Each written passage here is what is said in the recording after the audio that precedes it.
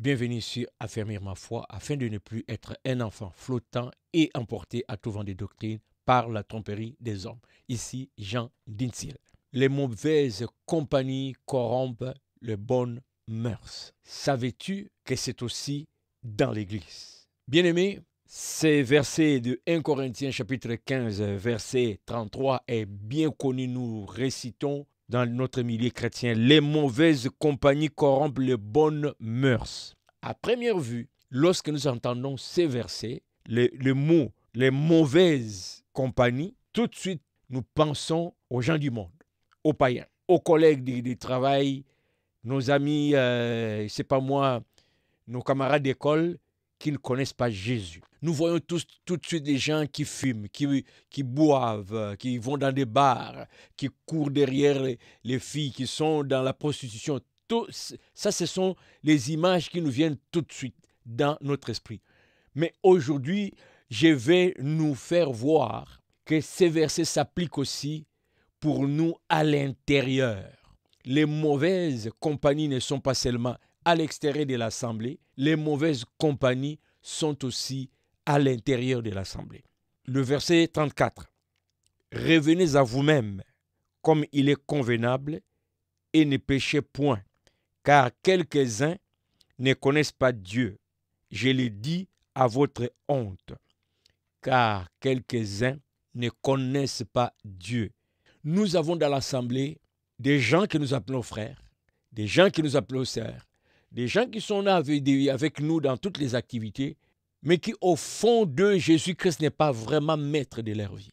Ils ont différentes raisons pour qu'ils les maintiennent au milieu de nous. Ces gens-là n'ont pas une position claire. Est-ce qu'ils sont avec nous ou ils sont contre nous? Ces gens-là, leur position n'est pas claire. Est-ce que vraiment ce sont des disciples de Jésus-Christ ou simplement les gens qui ne sont pas contre Jésus, qui apprécient Jésus, qui aiment voir Jésus? Dans 1 Timothée chapitre 1, verset 18 au verset 20, l'apôtre Paul donne ses conseils au jeune Timothée. Le commandement que je t'adresse, Timothée, mon enfant, selon les prophéties faites précédemment à ton sujet, c'est que, d'après elles, tu combattes le bon combat, en gardant la foi et une bonne conscience. Cette conscience, quelques-uns l'ont perdue et ils ont fait naufrage par rapport à la foi. Au verset 20, de ces nombres, c'est-à-dire du nombre de ceux qui ont fait naufrage, quelques-uns qui ont perdu cette bonne conscience, il y a Hyménée et Alexandre que j'ai livrés à Satan afin qu'ils apprennent à ne pas blasphémer. Quelques-uns ont perdu cette bonne conscience. Un jour, nous étions au restaurant en train de manger, je fraternisais avec quelques frères qui sont pasteurs, chacun dans son église. Un pasteur, un frère nous partage une situation qu'il avait vécue dans un groupe d'autres pasteurs. Il dit, on venait juste de terminer la deuxième soirée de la convention qu'on avait dans telle église où j'étais invité. Puis là, nous sommes partis avec quelques serviteurs de Dieu manger. Après avoir mangé, je devrais reconduire l'orateur du jour à l'hôtel. Arrivé à l'hôtel, il y avait une jeune sœur qui l'attendait. Et là, j'avais trouvé que ce n'était pas approprié que cette sœur vienne jusqu'à ces lieux-là. Et j'ai pris mon frère à côté pour lui parler. Et à mon étonnement, nous sommes autour de la table, là, le frère qui raconte l'histoire qu'il a vécue. Il dit, mais le langage que notre invité avait pour me parler, des mots tellement crus, je n'en revenais pas. Je me demandais si c'était la même personne qui criait du haut de la chair au nom de Jésus ou c'était une autre personne. Il a parlé des insanités, il a même expliqué et il lui a avoué comment c'est une habitude qu'il a. Et quand il a des événements comme ça, il s'arrange d'avoir toujours une jeune sœur à côté de lui. Je ne vais pas trop détailler les choses ici. Et imaginez tout ce que vous pouvez imaginer. Alors, ces frères qui nous racontent, ils étaient choqués en sortant de là. Et moi, je connaissais aussi cette personne, mais pas dans cette histoire. En fait, c'est quelqu'un que nous avons connu, nous avons évolué ensemble dans la foi, et puis les années ont fait que nous nous sommes perdus de vue, quoi. Il est devenu un serviteur de Dieu, il a établi des églises. Personnellement, je ne le vois plus. Mais cet autre frère, de temps en temps, était en contact avec lui. Et c'est là qu'il me racontait, dit, tu vas pas reconnaître ce frère, ce qu'il est devenu. Voilà ce qu'il fait, voilà ce que j'ai entendu, voilà de mes propres yeux, de mes propres oreilles. Lorsque ces frères-là l'invitaient, lui parlait en toute liberté, hein, ses insanités, comment il sortait avec la sœur, il n'était pas gêné. Mais c'est dans l'église, ça c'est un serviteur de Dieu. Mais mauvaise compagnie. Tu t'associes avec un tel frère, tu dis il est serviteur de Dieu, vous faites équipe, et il peut te contaminer. Personnellement, j'ai vécu une situation dans une église où le pasteur me fait asseoir, il me donne un plan, un projet qu'on devrait monter. L'intention finale, c'était d'aller chercher de l'argent, mais la façon de procéder pour chercher l'argent, ce n'était pas du tout chrétien. Il fallait certains magouilles, là, mentir pour monter toute une histoire, là. Je n'en revenais pas. C'était mon pasteur. Dieu merci, je m'étais ressaisi. Il m'a même démontré comment l'argent allait entrer et qu'est-ce que j'allais avoir, moi, là-dedans, comme pourcentage. Et je n'en revenais pas. Aujourd'hui, c'est quelqu'un dont on ne parle plus. Hein. Les mauvaises compagnies, ce n'est pas seulement à l'extérieur. Les mauvaises compagnies, malheureusement, sont aussi au sein de l'assemblée.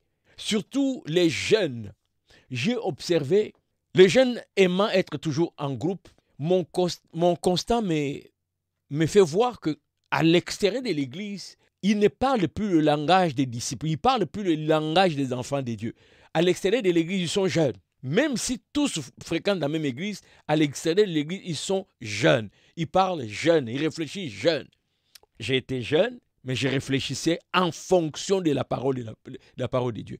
Parce que la parole de Dieu était devenue ma ligne de conduite. C'est dangereux aussi, aujourd'hui, jeune, de copier ce que tout le monde de ton groupe fait.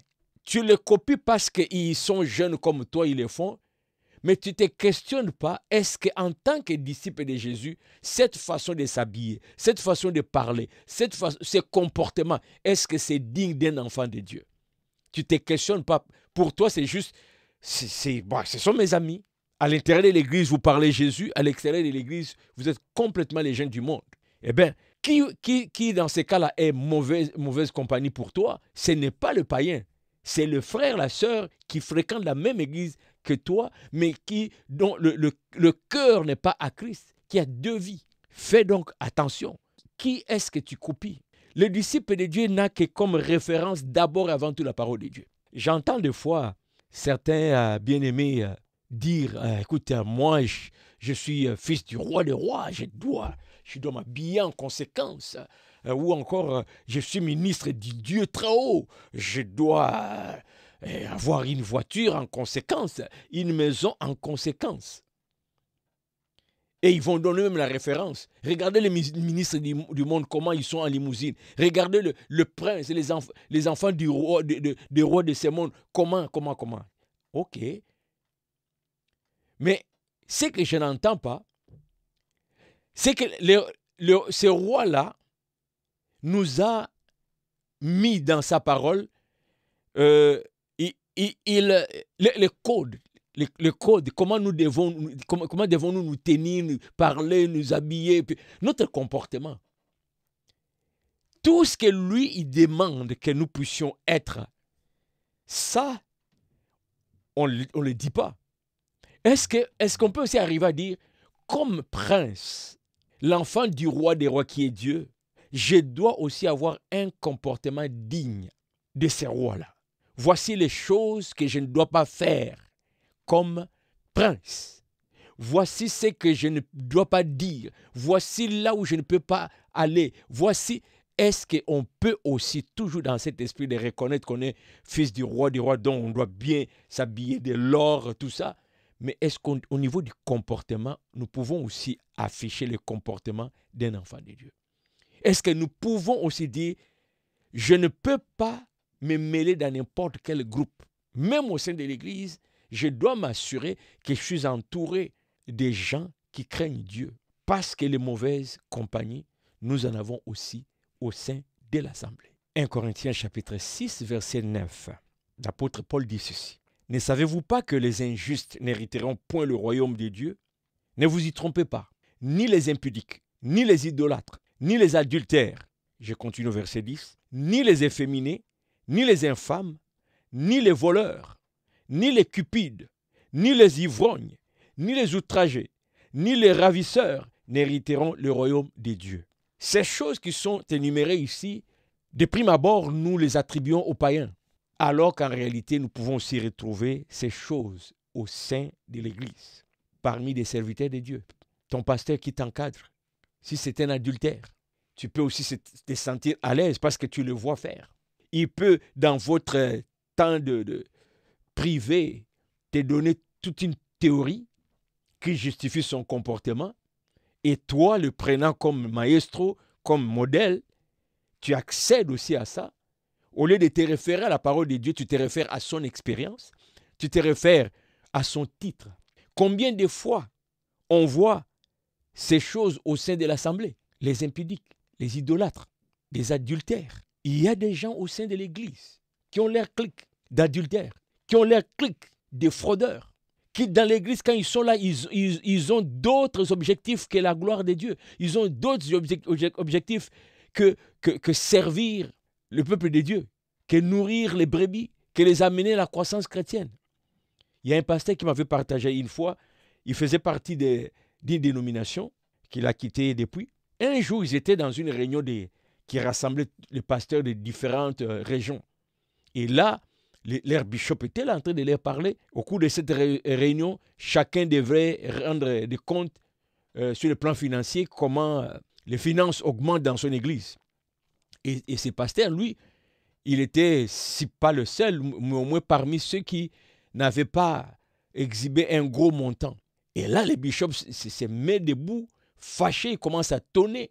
Et il dit à ceux-là qui ne faisaient pas une grande recette, mais qu'est-ce que vous croyez? Vous pensez que vous allez manger quoi? Vous allez vivre comment? Il a commencé à tonner, Et ce pasteur me dit, ce qui m'avait blessé dans cette réunion, c'est que le bishop n'avait nullement manifesté le souci des âmes, si ce n'est que le souci de voir les chiffres augmenter. Et il nous a même menacé que si la prochaine fois on fait ce genre de réunions et qu'ils ne voient pas le montant augmenter, certains pasteurs allaient perdre la direction de l'église qu'ils dirigeaient. Et lui, bon, il était choqué de voir ça. Il a dit non, moi je ne sers pas Dieu pour l'argent. Et il avait démissionné. Quel est le cas des autres qui sont restés là? Sûrement, il y en a qui ont dit, ah, le bishop a parlé, l'homme de Dieu. Sûrement que ce bishop a trouvé peut-être des trucs avec la Bible, son expérience, étant donné que c'est lui qui les avait ordonnés. Il avait le pouvoir. Et il y en a qui ont succombé. Personne n'a questionné, est-ce que cette pensée, cette théorie, cette vision, est-ce que c'est biblique? Non. Il y en a même qui sont devenus des polygames et qui justifient la polygamie avec la parole de Dieu en disant que tel était polygame, tel était polygame. Et les faibles vont succomber parce qu'ils n'ont comme référence que celui qui les dirige, qui les encadre. Bien-aimé, ta référence, ce n'est pas celui qui est en avant de toi. Ta référence, c'est la parole de Dieu. Il faut prendre ce que tu écoutes, ce qui s'est fait, tu l'analyses à la lumière de la parole de Dieu. Ensuite, tu vas voir si ça tient debout ou non. Les mauvaises compagnies ne sont pas seulement à l'extérieur, les mauvaises compagnies sont aussi au milieu de nous. Alors, ça demande une maturité spirituelle. Ça demande du discernement au sein de l'Église. Je ne dis pas que tu puisses regarder tout le monde avec méfiance. Non. Je veux simplement dire le discernement est obligatoire. Et c'est la base de ton discernement, c'est la connaissance de la parole de Dieu. Et j'ai publié dernièrement une vidéo intitulée « Te souviens-tu de la dernière fois ?» Et dans cette vidéo, je parlais de « Est-ce que tu te souviens de la dernière fois que tu avais toi-même ouvert la Bible ?» Va écouter la vidéo. C'est la source d'informations dont tu as besoin pour développer les discernements. Car, malheureusement, les mauvaises compagnies ne sont pas seulement à l'extérieur, mais sont aussi parmi nous. Quelques-uns ont déjà fait naufrage et peuvent t'amener aussi dans leur naufrage. Fais attention. À la prochaine.